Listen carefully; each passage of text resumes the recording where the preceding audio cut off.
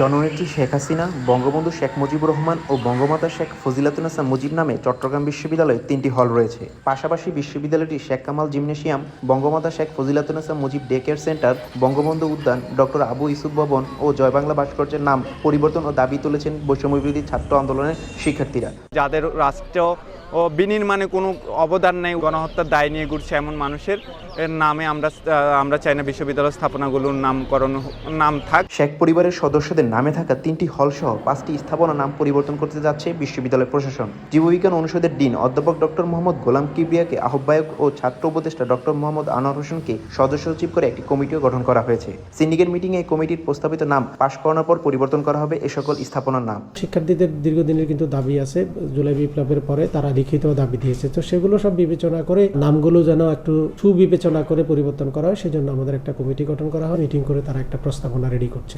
তারা প্রস্তাবনা দেওয়ার পরে আমরা সেটি বিবেচনা নিয়ে বিশ্ববিদ্যালয় সিন্ডিকেট থেকে আমরা সেটাকে কিন্তু পরিবর্তন করব। এদিকে শিক্ষার্থীরা কিছু নাম প্রস্তাব করেন। মুজিবুর রহমান হলের নাম পরিবর্তন করে শহীদ হৃদয়চন্দ্র তরুয়া হল, শেখ হাসিনা হলের নাম ফেলানি হল, নতুন কলা ভবনের নাম শহীদ ফরাদ হোসেন ভবন ও শেখ কামাল জিমনেশিয়ামের নাম পরিবর্তন করে চবি জিমনেশিয়াম নামকরণের প্রস্তাব দেন শিক্ষার্থীরা।